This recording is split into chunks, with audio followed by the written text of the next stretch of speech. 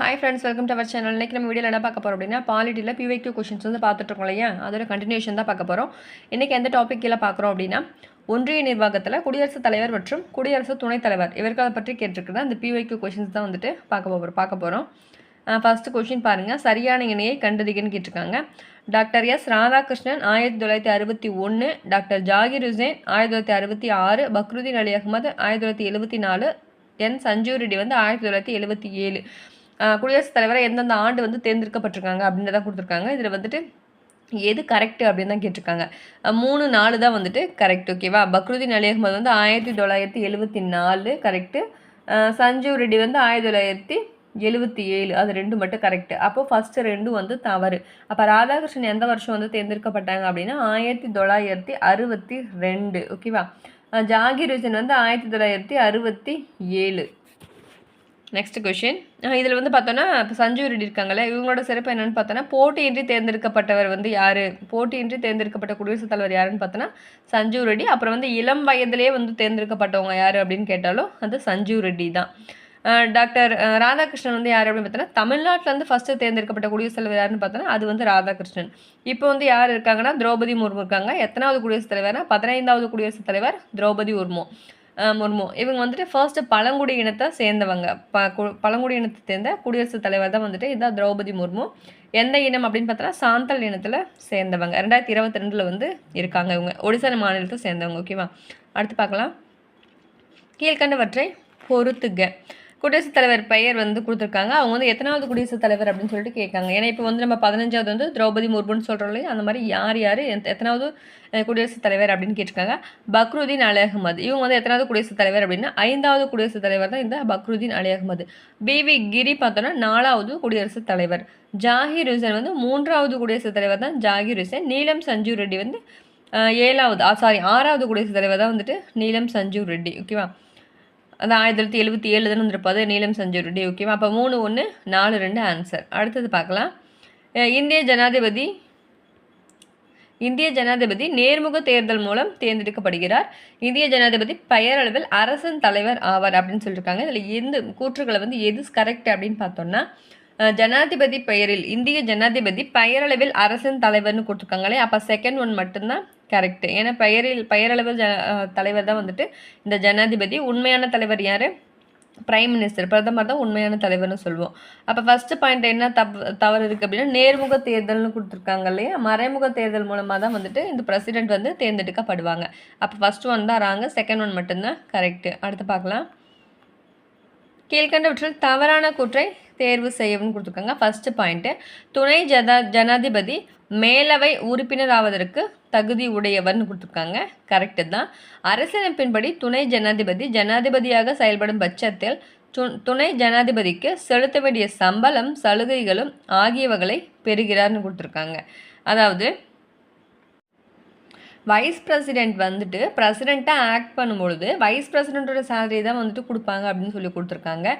கிடையாது இல்லையா? பிரசிடெண்ட்டாக ஆக்ட் பண்ணுறோம் அப்படின்னா அப்போ பிரசிடெண்ட்டோட சேலரி தான் கொடுப்பாங்க. அப்போ செகண்ட் ஒன் தான் வந்துட்டு ராங். ஓகேவா? ஃபர்ஸ்ட் ஒன் கரெக்டாக, செகண்ட் ஒன் வந்து ராங்க. தேர்ட் ஒன் பாருங்கள். ஜனாதிபதியால் உயர்நீதிமன்ற நீதிபதிகளின் எண்ணிக்கை வந்து முடிவு செய்யப்படுகிறது. அது கரெக்ட் தான். உயர்நீதிமன்ற நீதிபதியோட எண்ணிக்கை வந்துட்டு யார் முடிவு செய்கிறாங்க அப்படின்னா பிரசிடென்ட் தான் முடிவு செய்வாங்க.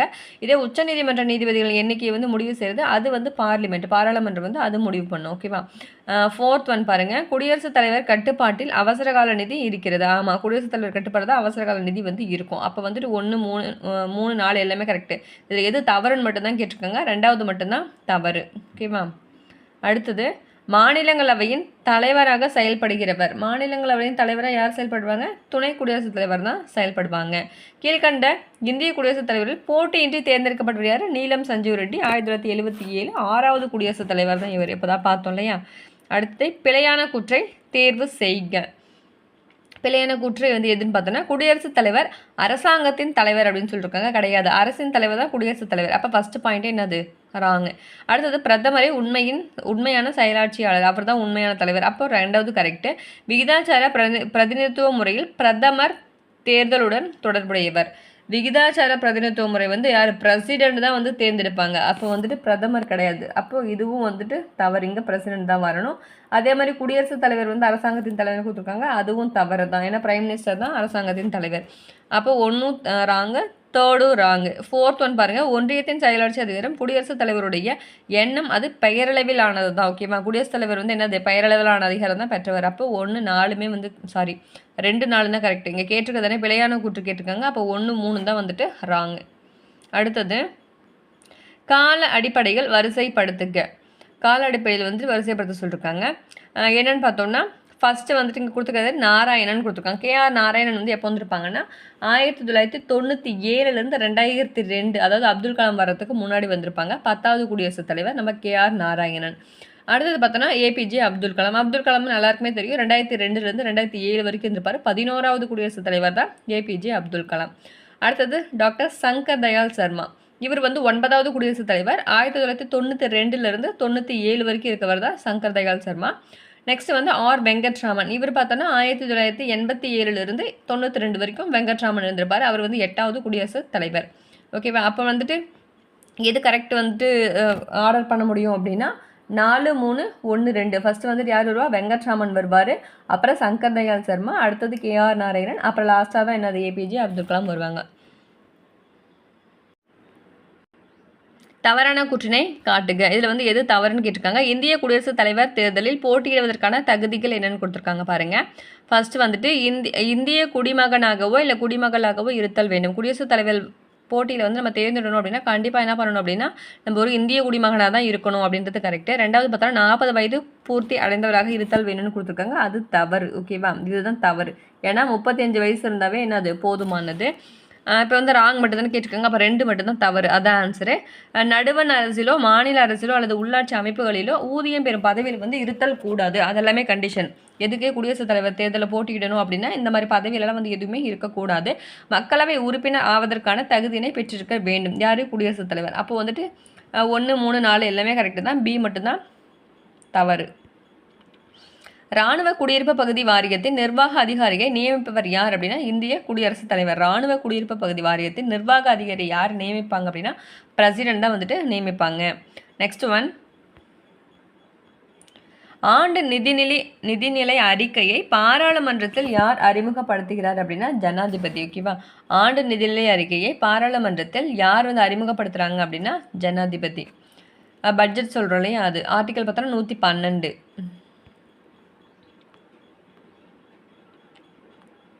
மத்திய தகவல் ஆணையத்தின் தலைவர் மற்றும் உறுப்பினர்களை யார் நியமனம் செய்வனாலும் குடியரசுத் தலைவர் தான் அதுவும். அடுத்தது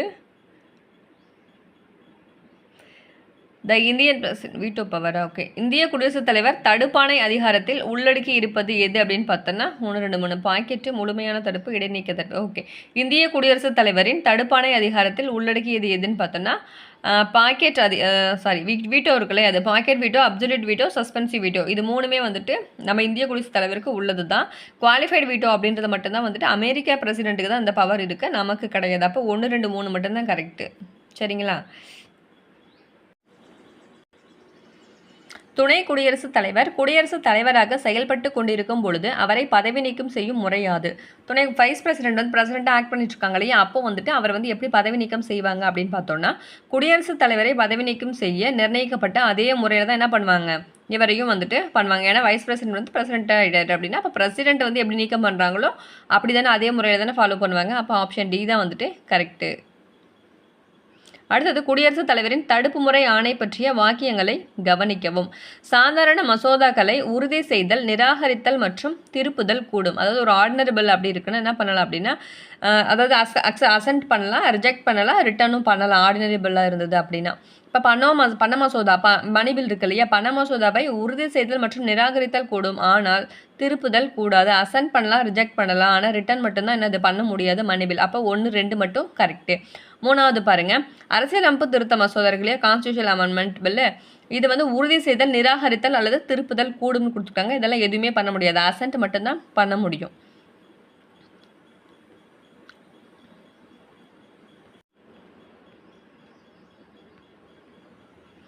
அடுத்தது, கீழ்கண்ட கூற்றுக்களை கருதுவோம், தவறான கூற்றுக்களை கண்டறிவோம். இதில் வந்து எது தவறுன்னு கேட்டிருக்காங்க. ஃபர்ஸ்ட் பாயிண்ட், சட்டமன்றம் இயற்றிய மசோதாவுக்கு குடியரசுத் தலைவர் தன்னுடைய இசைவு தர அரசியலமைப்பு சட்டம் ஒரு எல்லையை வலியுறுத்தி இல்லை. இது ஆமாம், ஒரு சட்ட மசோதா இருக்குது அப்படின்னா வந்துட்டு அதிகாரி நம்ம பார்த்தோம்ல, பாக்கெட் வீட்டோ பார்த்தோம் இல்லையா, அந்த வீட்டோ பவர்ஸ் அந்த மாதிரி குறிப்பிட்ட எல்லை வந்து வலியுறுத்தி உள்ளது. சட்ட உறுப்பு 143, அதாவது ஆர்டிகல் 143 அப்படின்றது குடியரசுத் தலைவர் நிறுத்தி வைத்திருக்கும் மசோதா பற்றிய உச்சநீதிமன்றத்திடம் என்ன பண்ணலாம் அப்படின்னா ஆலோசனை கேட்கலாம். ஒன்றும் கரெக்டு தான், ரெண்டும் கரெக்டு தான். 3வது, பாராளுமன்றம் மற்றும் சட்டமன்றங்கள் இயற்றிய மசோதாக்கள் மீது குடியரசுத் தலைவர் ஒரே மாதிரியான அதிகாரத்தை கொண்டிருக்கிறேன்னு கொடுத்துருக்காங்க. ஒரே மாதிரியான அதிகாரம் இல்லை, இப்போ தான் டைப்ஸ் பார்த்தோம் இல்லையா, இப்போ வேறு அதிகாரம் இருக்குது அவருக்கு. அப்போ 3வது தவறு. பாராளுமன்றம் இயற்றிய மசோதா மீது குடியரசுத் தலைவர் காலவரையின்றி ஒப்புதல் தராமல் வைத்திருக்க முடியாதுன்னு கொடுத்துருக்காங்க. வைத்திருக்க முடியும். ஏன்னா இந்த பாக்கெட் வீட்டோ அப்படிங்கிறதெல்லாம் வந்துட்டு கிடப்பிலே இல்லாமல் எப்படியோ போட்டு வச்சுருப்பாங்க. எப்பயுமே இதை பண்ணலாம் அப்படின்னு டைமே இருக்காது, அப்படியே போட்டு வச்சுருவாங்க. அப்போ அவரால் வந்து அந்த மாதிரி வச்சுருக்க முடியும். காலவரையின்றிலாம் வந்து அப்படியே போட்டு வைக்க முடியும். அப்போ இதில் என்ன ஆன்சர் அப்படின்னா 3, 4 மட்டும்தான் தவறு. அடுத்த கொஷின்,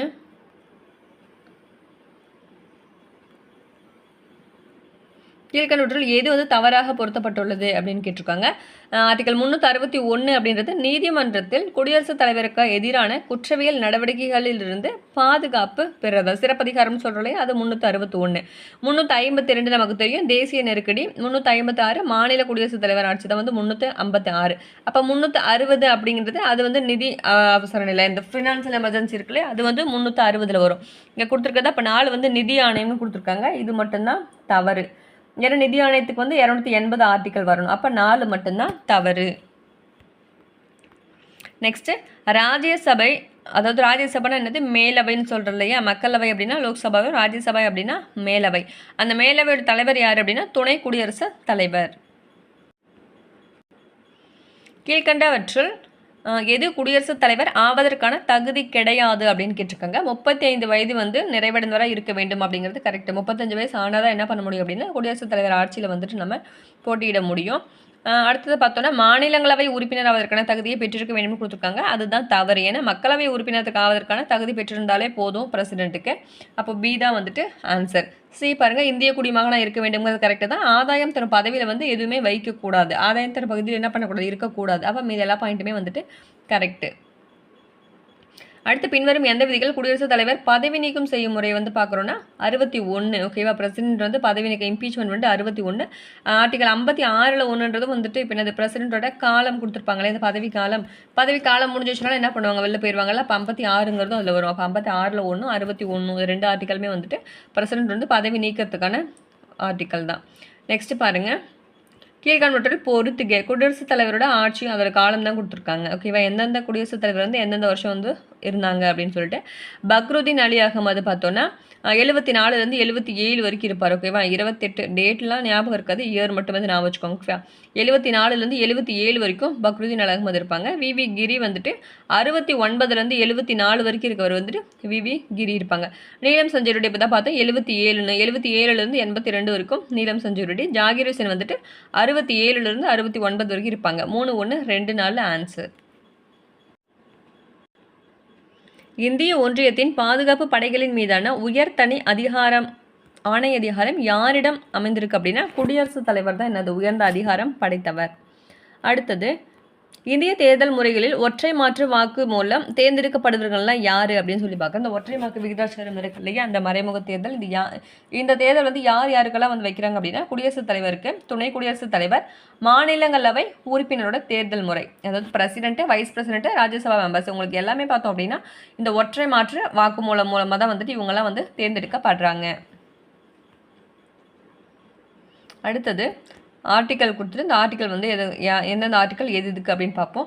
ஆர்டிக்கல் 53 அப்படின்றது மத்திய அரசின் இந்தியாவின் நிர்வாக அதிகாரம் குடியரசுத் தலைவரிடம் உள்ளது. 53 தான் வந்துட்டு என்னது, 52 பிரசிடென்ட் பற்றி சொல்லுது. அந்த 52 53ன்றது குடியரசுத் தலைவரோட நிர்வாகத்தை பற்றி சொல்லுது. ஆர்டிக்கல் 352 அப்படின்றது தேசிய அவசர நிலை தான் வந்துட்டு 352. ஆர்டிக்கல் 76ங்கிறது அட்டார்னி ஜெனரல் குறிக்கும். ஓகேவா, இந்திய தலைமை வழக்குரைஞர் வந்துட்டு நியமனம் வந்துட்டு 76. ஆர்டிக்கல் 75 அப்படின்றது பிரதமர் வந்துட்டு நியமனம் பண்ணுறாங்க இல்லையா, பிரதமர் வந்து நியமிக்கிறாங்க. அது வந்து ஆர்டிக்கல் 75ல் வந்துடும். 3, 1, 4, 2 ஆன்சர். அடுத்தது கீழ்காணப்படும் வாக்கியங்களுள் குடியரசுத் தலைவரின் தேர்தல் குறித்தது இதில் எது தவறான வாக்கியம் என கண்டுபிடிக்கவும். இதில் எது வந்து தவறு, ஒரு குடியரசுத் தலைவர் தேர்தல் வந்து நடக்குது அப்படின்னா அதில் வந்துட்டு எது வந்து தவறு அப்படின்னு கேட்டிருக்காங்க.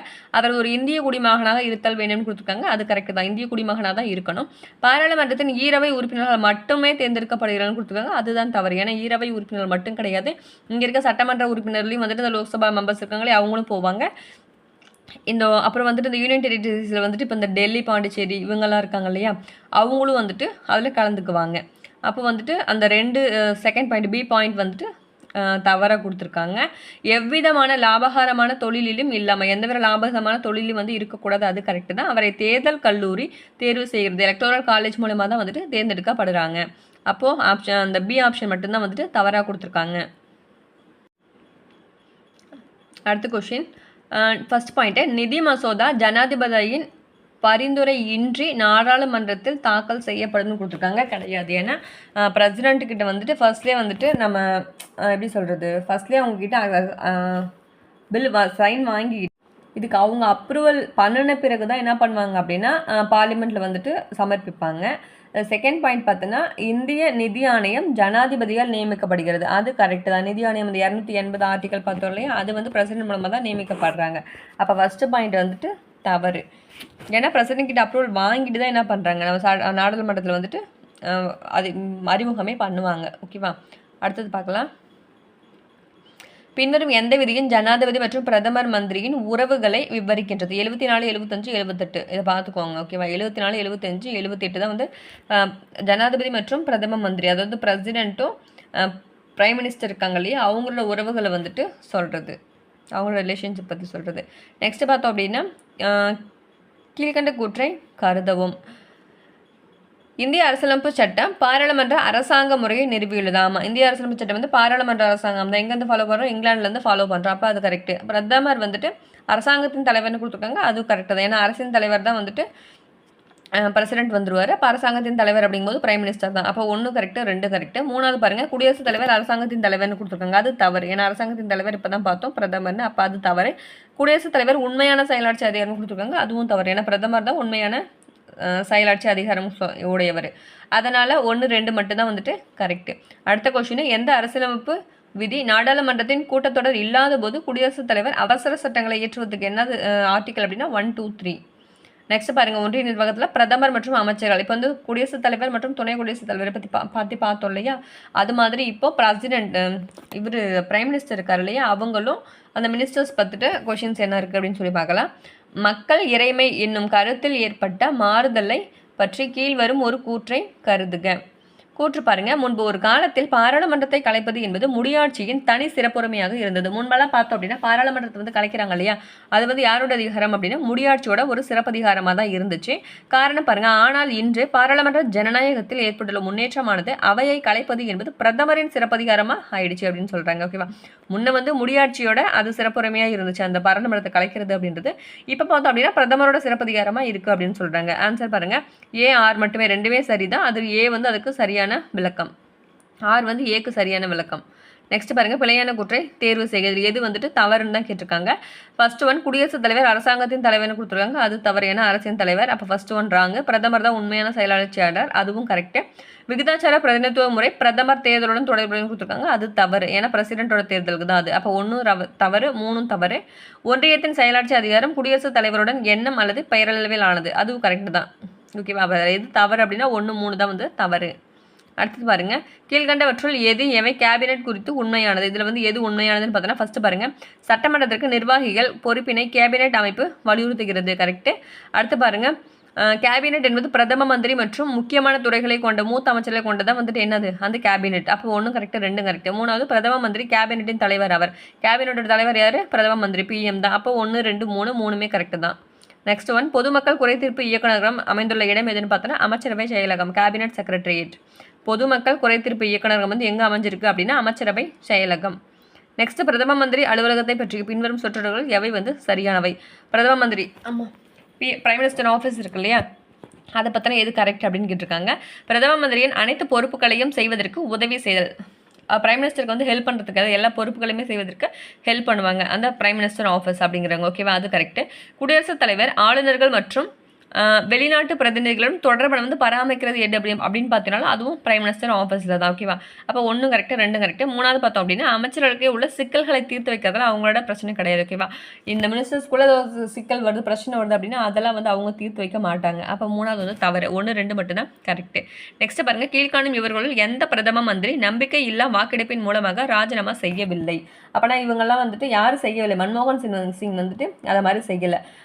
அதாவது அந்த நம்பிக்கையில் வாக்கெடுப்பு இருக்கு இல்லையா, அது மூலமா மற்றவங்களாம் வந்துட்டு ராஜினாமா செஞ்சவங்க யார்? H D Deve Gowda, V P Singh, A B Vajpayee, இவங்க எல்லாமே நம்பிக்கையில்லா வாக்கெடுப்பின் மூலமாக அந்த பதவி வந்துட்டு ராஜினாமா செஞ்சவங்க.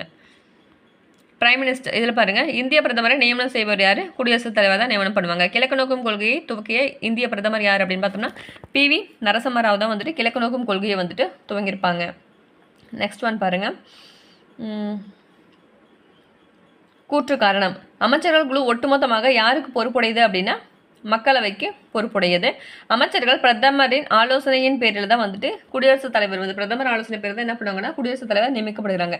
ரெண்டுமே கரெக்டு தான், ஆனால் எக்ஸ்ப்ளனேஷன் மட்டும் ராங்னு கொடுத்துருக்காங்க. சரியா? அடுத்தது பிரதம அமைச்சரோட கடமை. பிரதம அமைச்சரின் கடமை பார்த்தோன்னா 78. அறிவியல் மற்றும் தொழில்துறை ஆராய்ச்சி மையத்தின் தலைவரும் பிரைம் மினிஸ்டர். அறிவியல் மற்றும் தொழில்துறை ஆராய்ச்சி மையத்தின் தலைவர் யாருன்னு பார்த்தோன்னா பிரைம் மினிஸ்டர். அமைச்சர்கள் குழு மற்றும் கேபினெட் பொறுத்தவரை கீழே கொடுக்கப்பட்டுள்ள எது வந்து சரியானவை? ஒரு கேபினெட் அமைச்சர் ஒன்று அல்லது அதற்கு மேற்பட்ட துறைகளின் தலைவர். ஆமாம், ஒரு கேபினெட் அமைச்சர் அப்படின்றவங்க என்னென்னா ஒன்றுக்கோ இல்லை மற்ற துறைகளுக்கோ 2-3 துறைகளுக்கோ என்ன பண்ணலாம், ஒரே அமைச்சர் கூட வந்துட்டு இருப்பாங்க, ஹெட்டாக இருப்பாங்க. நெக்ஸ்ட் வந்து அமைச்சர்கள் கூட்டாக சேர்ந்து அரசாங்கத்தின் கொள்கைகளை வந்துட்டு வகுப்பாங்க. ஆமாம், அமைச்சர்கள் எல்லாமே ஒன்றா சேர்ந்து தான் வந்துட்டு இந்த கவர்மெண்ட்டோட பாலிசிஸ்லாம் வந்துட்டு கரெக்டாக உருவாக்குவாங்க. அடுத்தது பார்த்தோன்னா அரசாங்கத்தின் கொள்கைகளை உருவாக்குவதில் தலைமை அமைச்சர் மற்றும் துணை அமைச்சர்களுக்கெல்லாம் பங்கு கிடையாது. ஆமாம், இந்த கேபினெட் அமைச்சர் தான் வந்துட்டு இந்த அரசாங்க கொள்கைகளை உருவாக்குறதுல முக்கிய பங்கு வகிப்பாங்க. மீதி இருக்கிற ராஜாங்க அமைச்சரோ இல்லை துணை அமைச்சர்கள்லாம் வந்துட்டு பங்கு வகிக்க மாட்டாங்க. அப்போ 1, 2, 3 மூணுமே வந்து கரெக்டு தான். அடுத்தது, இந்தியாவில் உண்மையான அதிகாரம் யாரிடம் இருக்குது அப்படின்னா அமைச்சர்கள் குழு கிட்ட தான் உண்மையான அதிகாரம் இருக்குது. இப்போ தான் அந்த கொஸ்டின் பார்த்தோம். பின்வரும் விதிகள் வந்து ஜனாதிபதி, பிரதம மந்திரி, பிரசிடென்ட், பிரைம் மினிஸ்டருக்கும் உள்ள அந்த ரிலேஷன்ஷிப் பற்றிக்கூடிய ஆர்டிகல் எதுன்னு பார்த்தோன்னா 74, 75, 78. அடுத்தது மேட்ச்டு. பின்வருவற்றை பொறுத்துக்க நேம் கொடுத்துருக்காங்க. அந்த நேம் இவங்கெல்லாம் வந்துட்டு என்னென்ன பதவியில் வந்து இருந்தாங்க அப்படின்னு கொடுத்துருக்காங்க. RVS பெரி சௌத்ரி அப்படின்றவங்க வந்துட்டு முன்னாள் தலைமை தேர்தல் ஆணையர் தான் வந்துட்டு இந்த RVS பெரி சௌத்ரிங்கிறது. AN ராய் அப்படிங்கிறவங்க முன்னாள் இந்திய தலைமை நீதிபதி. சரண் சிங் வந்துட்டு முன்னாள் இந்திய பிரதமர், இது நல்லாவே தெரியும் நமக்கு. BN ஜா வந்து முன்னாள் UPSC தலைவர். இப்போ UPSC தலைவர் வந்துட்டு அஜய்குமார் இருக்கார். ஓகேவா? அப்போ அந்த ஆன்சர் வந்து நேருக்கு நேரவே இருக்குது. 1, 2, 3, 4 தான் வந்துட்டு ஆன்சர். 1, 2, 3, 4. அடுத்தது, இந்திய அரசியலமைப்பு சட்டத்தின் 78வது சரத்தின் கீழ் பாரத பிரதமரின் கடமையாக சொல்லப்படுவது எதுன்னு பார்த்தோன்னா அமைச்சரவையின் அனைத்து முடிவுகளையும் குடியரசுத் தலைவருக்கு தெரிவிக்கிறாங்க இல்லையா. ஒரு அமைச்சரவை வந்துட்டு இவங்க இருக்காங்க அப்படின்னா அந்த அமைச்சர்கள்லாம் வந்துட்டு ஒரு முடிவு எடுப்பாங்க கூடி சேர்ந்து. அந்த முடிவை வந்துட்டு யார் வந்து குடியரசுத் தலைவர் தெரிவிப்பாங்க? பிரதம மந்திரி தானே அங்கே இருப்பார், பிரைம் மினிஸ்டர் தான் அங்கே இருப்பார். அப்போ அவரு தான் வந்து குடியரசுத் தலைவர் சொல்லுவாங்க. அதுதான் வந்துட்டு பிரதமரின் கடமையாக ஆர்டிகல் 78 சொல்லியிருக்காங்க. Next one மேட்ச்ட்டு. ஆர்டிகல் 53 அப்படின்றது ஆல்ரெடி இப்போ தான் நம்ம பார்த்தோம் இல்லையா. அதே குடியரசுத் தலைவர் நிர்வாகம். 52 தேசிய அவசர நிலை. 76 வந்து அட்டார்னிக் ஜெனரல். 75 பிரதமர் நியமனம். அப்போ 3, 1, 4, 2 ஆன்சர் ஆல்ரெடி பார்த்தது. இது பாருங்கள், மத்திய அமைச்சரவை தொடர்பாக பின்வரும் கூற்றுக்களை ஆராக. இந்திய அரசியலமைப்பு விதி 74 அப்படிங்கிறது அமைச்சரவை விளக்குகிறது. ஆமாம், 74ங்கிறது இந்த பிரதம மந்திரி தலைமையை கொண்ட ஒரு அமைச்சரவை வந்து இருக்கும் இல்லையா, அதுதான் வந்து ஆர்டிகல் 74. அது கூட்டு பொறுப்பை பெற்றிருக்கவில்லைன்னு கொடுத்துருக்காங்க. அது தவறு. கூட்டு பொறுப்பை கண்டிப்பாக உண்டு. அந்த அமைச்சர்கள் எல்லாம் யாருக்கு பொறுப்புடையவங்க இப்போ தான் பார்த்தோம். நம்ம லோக்சபாவுக்கு மக்களவைக்கு பொறுப்புடையவங்க தானே சொல்லி பார்த்தோம் இல்லையா. அப்போ கூட்டு பொறுப்பு கண்டிப்பாக உண்டு. அப்போ 1 மட்டும்தான் ரைட்டு, 2லாம் வந்து தவறு. நாடாளுமன்ற அமைச்சரவையை நீட்டிப்பது இவரது ஆளுமையால். யாரோட ஆளுமை? பிரைம் மினிஸ்டரோட ஆளுமையில் தான் வந்துட்டு நாடாளுமன்ற அமைச்சரை வந்து நீட்டிக்க முடியும். கீழ்கண்டவற்றை கூற்றை கருதவும். இந்திய அரசியலமைப்பு சட்டம் பாராளுமன்ற அரசாங்க முறையை நிறுவியுள்ளது. கரெக்டு, ஆல்ரெடி பார்த்த கொஸ்டின் தான். ஓகேவா? பாராளுமன்ற அரசாங்க முறை உடையது தான் வந்துட்டு இது. பிரதமர் வந்து அரசாங்கத்தின் தலைவர்னு கொடுத்துருக்காங்க. அது 2 மட்டும் தான் கரெக்டு, ஆல்ரெடி பார்த்த கொஸ்டின் தான். நெக்ஸ்ட் பார்க்கலாம். பிரதம மந்திரி குடியரசுத் தலைவரால் நியமிக்கப்படுகிறார் மற்றும் இதர அமைச்சர்கள் பிரதம மந்திரியின் ஆலோசனையின் படி தான் குடியரசுத் தலைவரால் நியமிக்கப்படுகிறார்கள். இது எந்த ஆர்டிகல் படி அப்படின்னா பிரதமர் நியமனம்னாவே எதில் வரும் அப்படின்னா 75ல் 1 வரும். நெக்ஸ்ட் ஒன், இந்தியாவில் கேபினெட் செயலகம் எந்த ஆண்டு உருவாக்கப்படுதுன்னா 1950. நெக்ஸ்ட், ஒன்றிய நாடாளுமன்றம் யூனியன் லெஜிஸ்லேச்சர் மனபிள் ஒன்றிய நாடாளுமன்றம் பற்றி அடுத்து பார்க்கலாம். ஃபர்ஸ்ட் கொஸ்டின் பாருங்கள். கூற்று காரணம். பண மசோதா பாராளுமன்றத்தின் இரு அவைகளிலும் அறிமுகப்படுத்தப்படுகிறதுன்னு கொடுத்துருக்காங்க. அது தவறு. ஏன்னா லோக்சபாவில் மட்டும்தான் அறிமுகப்படுத்த முடியும். அப்போ ஃபஸ்ட்டே வந்து தவறு தான் கூற்று. பாராளுமன்றத்தின் கீழ் சபை மக்களால் தேர்ந்தெடுக்கப்பட்ட அமைப்பு. ஆமாம், லோக்சபா அப்படிங்கிறது மக்களால் தேர்ந்தெடுக்கப்பட்ட அமைப்பு தான். அப்போ கூற்று வந்து தவறு, காரணம் வந்து ரைட்டு. ஏ வந்து ஃபால்ஸ், ஆர் வந்து ட்ரூ. ஓகேவா? Next question. மக்கள் இறைமை எனும் கருத்தில் ஏற்பட்ட மாறுதல்களை பற்றிய கீழ்வரும் ஒரு கூற்றை கருதுக. மக்கள் இறைமை அப்படின்றது வந்துட்டு அதில் வந்து மாறுதல்களை பற்றி கீழ்கரும். அது மக்கள் இறைமைன்னு இருக்குல்லையே, அதில் வந்து எது மாறுபட்டது அப்படின்னு கேட்டிருக்காங்க. முன்பு ஒரு காலத்தில் ஆல்ரெடி பார்த்தோம் இல்லையா, முன்ன வந்து பார்த்தோன்னா முடியாட்சி வந்து அந்த பாராளுமன்ற கலைப்பது இருந்தது. இப்போ வந்து பார்த்தோம் அப்படின்னா பிரதமர் வந்துட்டு அந்த பாராளுமன்றத்தை கலைக்கிறதுல வந்து பிரதமர் வந்து சிறப்பதிகாரம் கொண்டது அப்படின்னு சொல்லிட்டு ஆல்ரெடி பார்த்த கொஸ்டின் தான் இதுவும். ரெண்டுமே கரெக்டு, சரியான விளக்கம். பாராளுமன்றம் என்னும் சொல் பேசு என்று பொருளடங்கிய பார்லே என்னும் எந்த சொல்லிலிருந்து பெறப்பட்டது அப்படின்னா ஃப்ரெஞ்சு மொழி. இப்போ பார்லிமெண்ட் அப்படிங்கிறது எந்த லாங்குவேஜ், எந்த மொழியிலேருந்து பெறப்பட்டது அப்படின்னா ஃப்ரெஞ்சு மொழியிலேருந்து பெறப்பட்டது தான் இந்த பார்லேலேருந்து தான் வந்துட்டு இந்த பார்லிமெண்ட் அப்படின்ற வேர்டு வந்து வந்திருக்கு. இந்தியாவின் நாடாளுமன்ற கட்டிடத்தை வடிவமைத்தவர்கள் யார் அப்படின்னா எட்வின் ஹெட்டியன்ஸ் மற்றும் ஹெர்பர்ட் லூக் பேக்கர். அவங்க தான் வந்துட்டு இந்திய நாடாளுமன்ற கட்டிடத்தை வந்துட்டு வடிவமைச்சிருப்பாங்க. கீழ் சொல்லப்பட்ட இந்திய அரசியலமைப்பின் பண மசோதா என்ற சொல் எந்த விதியில் வரையறுக்கப்பட்டுள்ளது? பண மசோதாவே என்னது? 110. Next question. சரியான கூற்றை தேர்வு செய்க. First point. மாநிலங்களவை உறுப்பினர் ஆவதற்கு 30 வயதுக்கு குறைவாக இருத்தல் வேண்டும் கொடுத்துருக்காங்க. அது தவறு. 30 வயசு ஆனால் தான் என்ன பண்ண முடியும் அப்படின்னா அந்த ராஜ்யசபாவுக்கு வந்துட்டு தேர்ந்தெடுக்க முடியும். அந்த வயசு இருந்தால் மட்டும்தான் அதில் போட்டியிட முடியும். அப்போ ஃபர்ஸ்ட் பாயிண்டே வந்துட்டு தவறு தாங்க. சரிதானே கேட்டிருக்காங்க. ஃபர்ஸ்ட் தவறு. மாநிலங்களவை உறுப்பினர்கள் நேரடியாக மக்களால் தேர்ந்தெடுக்கப்படுகிறன்னு கொடுத்துருக்காங்க. அதுவும் தவறு தான். ஏன்னா மக்களவை உறுப்பினர்கள் தான் என்ன பண்ணுவாங்க, நேரடியாக தேர்ந்தெடுக்கப்படுவாங்க. 1, 2மே தவறு. அப்போது தேர்ட் பாயிண்ட் பாருங்கள். இலக்கியம், அறிவியல், கலை, சமூக சேவை ஆகிய துறைகளின் சிறந்த அறிவு மற்றும் அனுபவம் பெற்ற 12 நபர்களை மாநிலங்களவைக்கு குடியரசுத் தலைவர் தான் வந்து நியமிக்கிறாங்க. அது கரெக்டு. அப்போ 3வது பாயிண்ட் கரெக்டு. மாநிலங்களவையின் மொத்த உறுப்பினர் எண்ணிக்கை வந்து 250. அப்போ 3 நாள் தான் கரெக்டு. 1, 2 வந்து தவறு. அடுத்தது கீழ்காணும் கூற்றுக்களில் ஒன்று தவறானது, அது என்னன்னு கண்டுபிடிங்க அப்படின்னு சொல்லியிருக்காங்க. அடுத்த குழுக்கள் யாவும் நலக்குழுக்கள் என்று அழைக்கப்படுகிறது. அவை அரசியல் கட்சிகளுடன் இணைந்து செயல்படுகின்றன அப்படின்னு கொடுத்துருக்காங்க. இதில் எது தவறுன்னு தான் கேட்டிருக்காங்க. ஃபர்ஸ்ட் ஒன் தான் தவறு. ஏன் அப்படின்னா அடுத்த குழுக்கள் வந்து நலக்குழுக்கள் அழைக்கப்படுகிறது கரெக்டு தான். ஆனால் அரசியல் கட்சிகளுடன் இணைந்து செயல்படணும்னு கொடுத்துருக்காங்களே, அது மட்டும் தான் தவறு. ஏன்னா அரசியல் கட்சிகள் வந்து இணைந்து செயல்பட மாட்டாங்க. ஒரு எதிர்கட்சி எப்படி செயல்படுவாங்களோ அந்த மாதிரி தான் வந்துட்டு செயல்படுவாங்க. மீதி இருக்க பாயிண்ட் பார்த்துக்கோங்க. அரசியலின் மற்றொரு முகம் என்றும் அழுத்த குழுக்கள் வந்துட்டு கூறலாம். அரசியலோட மற்றொரு முகம் அப்படின்னு சொல்லிட்டு கூறது எதுன்னு பார்த்தோன்னா இந்த அழுத்த குழுக்கள் தான் சொல்லுவாங்க. பல அழுத்த குழுக்கள் ஆராய்ச்சிகள் மேற்கொள்வதுடன் இணைய தங்களை பராமரித்து வருகின்றன. அரசின் கொள்கை உருவாக்கத்தில் அவர்கள் முக்கிய பங்காற்றி பல முக்கிய தகவல்களை அரசுக்கு அளித்து வருகின்றன. மற்றபடி கொள்கை உருவாக்கத்தில் எல்லாத்தையுமே அவங்க பங்கு கொள்வாங்க. ஏதோ ஒன்று சொன்னால் கூட அதுக்கு கரெக்டான அந்த திருப்பி வந்துட்டு எதிர்கேள்வி கேட்கறதுக்கு அந்த மாதிரி ரூல்ஸ், அந்த மாதிரி இதெல்லாம் வந்து இவங்களுக்கு தான் இருக்குது, அந்த அழுத்த குழுக்கள். அதனால தான் வந்துட்டு இவை நலக்குழுக்கள் அப்படின்னு சொல்லிட்டு சொல்கிறாங்க. அடுத்தது மாநிலங்களவையின் தலைவராக யார் செயல்படுவாங்க அப்படின்னா குடியரசு துணைத் தலைவர் தான் வந்துட்டு செயல்படுவாங்க. எந்த ஆண்டு அணை பாதுகாப்பு மசோதா மாநிலங்களவையில் நிறைவேற்றப்பட்டது அப்படின்னா 2019. எந்த ஆண்டு அணை பாதுகாப்பு மசோதா மாநிலங்களவையில் நிறைவேற்றப்பட்டது அப்படின்னா 2019. டேஸ் குழுவின் முக்கிய பணி என்பது இந்திய அரசாங்க செலவுக்காக பாராளுமன்றத்தால் ஒதுக்கப்பட்ட நிதிகளை ஆய்வு செய்வது எது அப்படின்னு பார்த்தோன்னா பப்ளிக் அக்கௌண்ட் கமிட்டி தான். பொது கணக்கு குழு எப்போ வந்துச்சு? 1921 வந்திருக்கும். சரியா? அந்த பாராளுமன்றத்தால் ஒதுக்கப்பட்ட நிதிகளை வந்து ஆய்வு செய்யறது எந்த குழு அப்படின்னு பார்த்தோன்னா பொது கணக்கு குழு. இந்திய நாடாளுமன்றத்தில் மசோதாவை நிதி மசோதாவா இல்லைனா சாதாரண மசோதாவா அப்படின்னு சொல்லிட்டு யார் முடிவு செய்கிறாங்க அப்படின்னா சபாநாயகர் தான் வந்துட்டு முடிவு செய்வாங்க. நாடாளுமன்ற கூட்டத்தொடரை தலைமையேற்று நடத்துபவர் யாருன்னா ஸ்பீக்கர் தான். ஓகேவா? மக்களவை சபாநாயகர் தான் வந்துட்டு கூட்டத்தொடரை வந்து தலைமையேற்று நடத்துவாங்க. அடுத்தது மக்களவை சபாநாயகர் தான் வகிக்கும் பதவியின் காரணமாக கீழ்வரும் எந்தெந்த நாடாளுமன்ற குழுக்களோட தலைவராக செயல்படுவாங்க அப்படின்னா அலுவல் ஆலோசனை குழு, பொதுநோக்கு குழு, விதிக்குழு. இது 3க்குமே வந்து பார்த்தோம் அப்படின்னா ஸ்பீக்கர் தான் வந்துட்டு ஹெட்டாக இருப்பாங்க. சபாநாயகர் தான் ஹெட்டாக இருப்பாங்க. மதிப்பீட்டு குழு மட்டும்தான் அவர் வந்து ஹெட்டாக இருக்க மாட்டார். மீதிப்படி அலுவல் ஆலோசனை குழு, பொதுநோக்கு குழு, விதிகள் குழு, இது 3த்துக்குமே வந்துட்டு சபாநாயகர் தான் ஹெட்டாக இருப்பாங்க. மதிப்பீட்டு குழு தான் இருக்கிறதுலே பெரிய குழுவாக இருக்கும். அதில் கூட 30 மெம்பர்ஸ் இருப்பாங்க இல்லையா? நெக்ஸ்ட் கொஸ்டின் பார்க்கலாம். கூட்டு பொறுப்புடைமை பற்றி கீழ்வரும் கூற்றுக்களை கருதுக. அவற்றில் இருந்து சரியான விருப்ப விடையை தேர்வு செய்க. கூட்டு பொறுப்புடைமை அப்படின்றது வந்துட்டு அதோட சரியான கூற்று தான் கேட்டிருக்காங்க.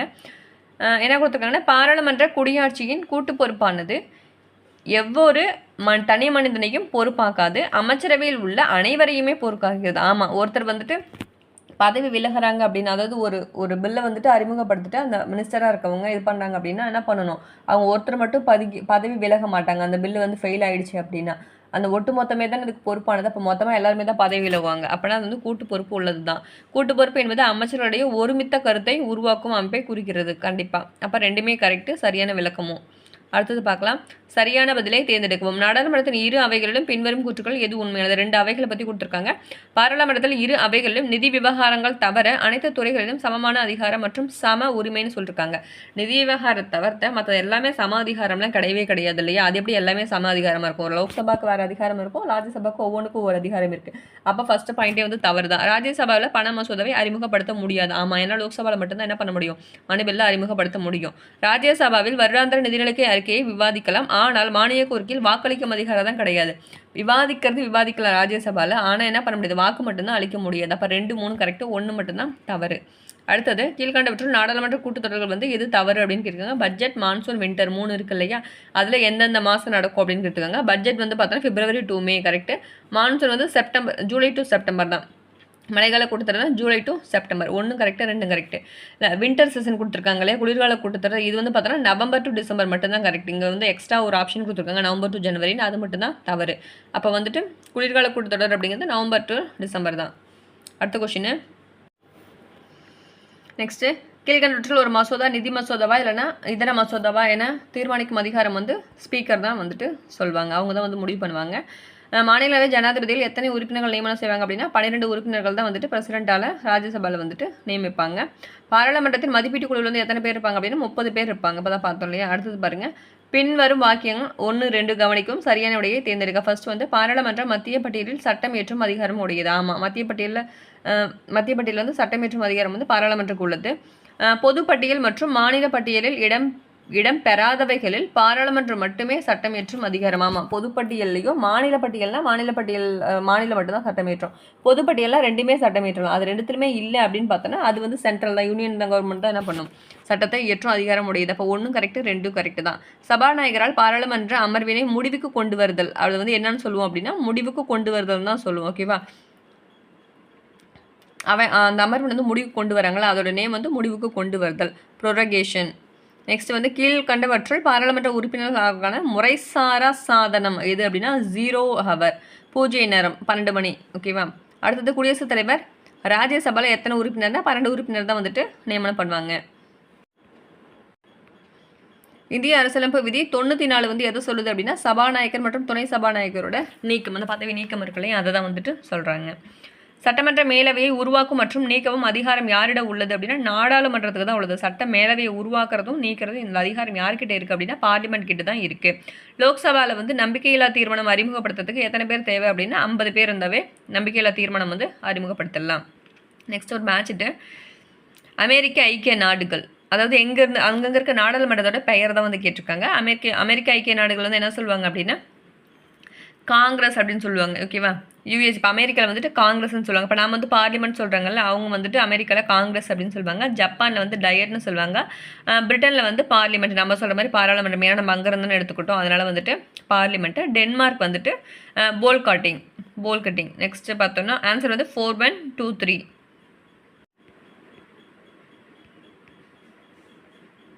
அடுத்த கொஸ்டின், பண மசோதாவை பற்றி கொடுத்துருக்காங்க.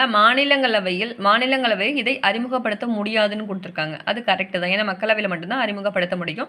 சபாநாயகரால் சான்றளிக்க வேண்டும். ஆமாம், மணி பில்லா இல்லை சாதாரண மசோதா பண மசோதாவா அப்படின்னு சொல்லிட்டு யார் முடிவு பண்ணுவாங்கன்னா சபாநாயகர் தான் சொல்லுவாங்க. அப்போ 1 கரெக்டு, 2 கரெக்டு.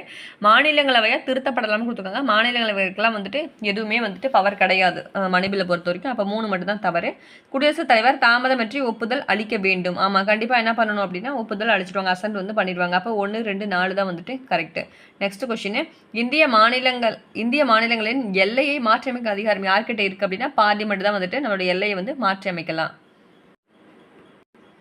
புதிய அகில இந்திய பணியினை யாரால் வந்து உருவாக்க முடியும் அப்படின்னு பார்த்தோன்னா பாராளுமன்ற சட்டத்தின் மூலமாக தான் புதிய அகில இந்திய பணிகளை வந்து உருவாக்க முடியும். இந்திய பாராளுமன்றத்தில் அறிவியல் கொள்கை தீர்மானம் வந்து எந்த ஆண்டு ஏற்றுக்கொள்ளப்பட்டது அப்படின்னா 58, 1958 அறிவியல் கொள்கை தீர்மானம் வந்து ஏற்றுக்கொள்ளப்பட்டிருப்பாங்க. ஆர்டிகல் 326 அப்படின்றது என்ன அப்படின்னு பார்த்தோன்னா மக்களவை தேர்தலோட வயது வந்தோர் வாக்குரிமை இருக்கு இல்லையா, அதோட அடிப்படையில் நடத்துறது தான் இந்த ஆர்டிகல் 326 குறிக்குது. எந்த விதியின் கீழ் பாராளுமன்றம் மாநிலங்களுக்கு நிதியுதவி அளிக்கும் அதிகாரம் பெற்றுள்ளது அப்படின்னா ஆர்டிகல் 275. ஓகேவா? பாராளுமன்றம் மாநிலங்களுக்கு பார்லிமெண்ட் வந்து ஸ்டேட்ஸுக்கெல்லாம் வந்துட்டு நிதி கொடுக்குறாங்க இல்லையா, அது வந்துட்டு எந்த ஆர்டிகல் மூலயமா அந்த அதிகாரத்தை பெறாங்க அப்படின்னா 275. கீழே சொல்லப்பட்டவற்றுள் இந்திய பாராளுமன்றத்தின் இறையாண்மைக்கு உள்ள வரம்புகள் எது அப்படின்னு பார்த்தோம்னா அடிப்படை உரிமை, நீதி புனராய்வு, கூட்டாட்சி, எழுதப்பட்ட அரசியலமைப்பு எல்லாமே வந்துட்டு இந்த பாராளுமன்றத்துக்கு இறையாண்மைக்கு உடையது. அப்போ 1, 2, 3, 4. அடுத்தது முதலாவது மக்களவை எப்போது கலைக்கப்பட்டது அப்படின்னா 1957 ஏப்ரல் 4. ஓகேவா? ஏப்ரல் 4 1957 தான் வந்துட்டு முதலாவது மக்களவை வந்து கலைக்கப்பட்டிருப்பாங்க. Next one, private bill in Indian parliament. இந்திய பாராளுமன்றத்தில் தனி உறுப்பினர் மசோதா இருக்கு இல்லையா, அதை பற்றின சொல்லியிருக்காங்க. தனி உறுப்பினர் மசோதா நோட்டீஸ் அதன் நோக்கங்கள், காரணங்கள் மற்றும் குடியரசுத் தலைவரின் அனுமதியுடன் தான் என்ன பண்ணணும், அளிக்கப்பட வேண்டும். ஒரு தனி உறுப்பினர் மசோதா வந்துட்டு ஒரு தனி உறுப்பினர் வந்துட்டு மசோதா வந்து அறிமுகப்படுத்த போறாரு அப்படின்னா அதோட நோக்கம் என்ன, அதோட ரீசன் என்ன, இதெல்லாம் வந்து குடியரசுத் தலைவர் முன்னாடி பிரசிடென்ட் கிட்ட சொல்லிட்டு அப்புறம் தான் என்ன பண்ணணும் அப்படின்னா வந்துட்டு நம்ம அறிமுகப்படுத்த முடியும் பார்லிமெண்ட்டில். அரசாங்க மசோதாக்கள் போலவே தனி உறுப்பினர் மசோதாவும் வந்துட்டு நிறைவேற்றப்படும். அப்போ ரெண்டுமே கரெக்ட். 6 ரெண்டுமே ட்ரூ, ரெண்டுமே சரியானது. அடுத்தது, கீழ்காணும் கருத்துக்கள் எந்த ஒன்று பண மசோதா பற்றி தவறானதுன்னு கேட்டிருக்காங்க. பண மசோதாக்களின் அறிமுகமானது பாராளுமன்றத்தில் இரு அவைகளில் ஏதேனும் ஒரு அவையில் அறிமுகப்படுத்த முடியும்னு கொடுத்துருக்காங்க. அதுதான் தவறு. ஏன்னா வந்து லோக்சபாவில் மட்டும் தான் அறிமுகப்படுத்த முடியும். அப்புறம் மீதி எல்லாமே கரெக்டு தான்.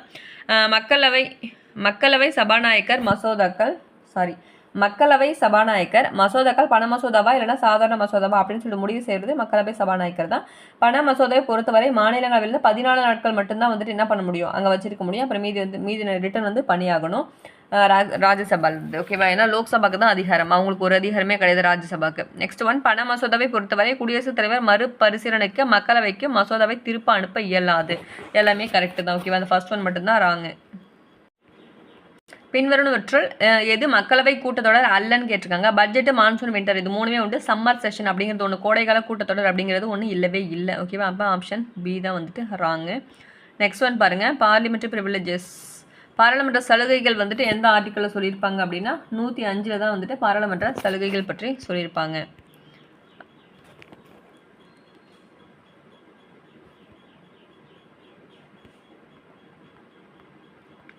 அடுத்த கொஸ்டின், இந்தியாவில் பாராளுமன்ற இடது கொள்கை குறிப்பிடப்படுவது எது அப்படின்னா திருத்தல்லவாதம். இது காலனித்துவத்திற்கு பிந்தைய சமூக, பொருளாதார மற்றும் அரசியல் வடிவமைப்பின் சித்தாந்தமா. ஓகேவா? திருத்தல்லவாதம். ரிவிஷனிஸ்ட். மாநில சட்டமன்ற மேலவையின் உறுப்பினர் எண்ணிக்கை நிர்ணயிக்கக்கூடிய நிறுவனம் எது அப்படின்னா பார்லிமெண்ட் தான். ஓகேவா? 138வது நாடாளுமன்றங்களுக்கு இடையேயான ஐக்கியம் 218 நடைபெற்ற இடம் வந்துட்டு ஜெனீவா. இதில் வந்துட்டு சிஏ, அப்போ வந்து சிஏவா இருந்திருக்கும். ஓகேவா? அடுத்தது, நாடாளுமன்றத்தின் முதல் கூட்டத்தொடர் எப்போ அப்படின்னா 1960. ஒன்றிய பிரதேசமான டெல்லியிலிருந்து மக்களவைக்கு எத்தனை உறுப்பினர்கள் தேர்ந்தெடுக்கப்படுகிறார்கள் அப்படின்னா 7 பேர். அதே மாதிரி எத்தனை உறுப்பினர்கள் வந்து ராஜ்யசபாவுக்கு வந்துட்டு எந்தெந்த ஸ்டேட்லேருந்து தேர்ந்தெடுக்கப்படுறாங்க அப்படின்னா தமிழ்நாட்டிலேருந்து பார்த்தோன்னா 18 பேர், வெஸ்ட் பெங்கால் மேற்கு வங்கத்துலேருந்து பார்த்தோன்னா 16, மகாராஷ்டிராலேருந்து 19, மத்திய பிரதேசிலேருந்துட்டு 11 பேர் வந்துட்டு தேர்ந்தெடுக்கப்படுறாங்க ராஜ்யசபாவுக்கு. 4123 ஆன்சர். நெக்ஸ்ட்டு, இந்திய அரசியலமைப்பின் விதி பாராளுமன்ற உறுப்பினர் தகுதிகளை பற்றியது. பாராளுமன்ற உறுப்பினர் தகுதிகளை பற்றி எந்த ஆர்டிக்கலை சொல்லியிருப்பாங்க அப்படின்னா article 84. Okay friends, thanks for வாட்சிங்.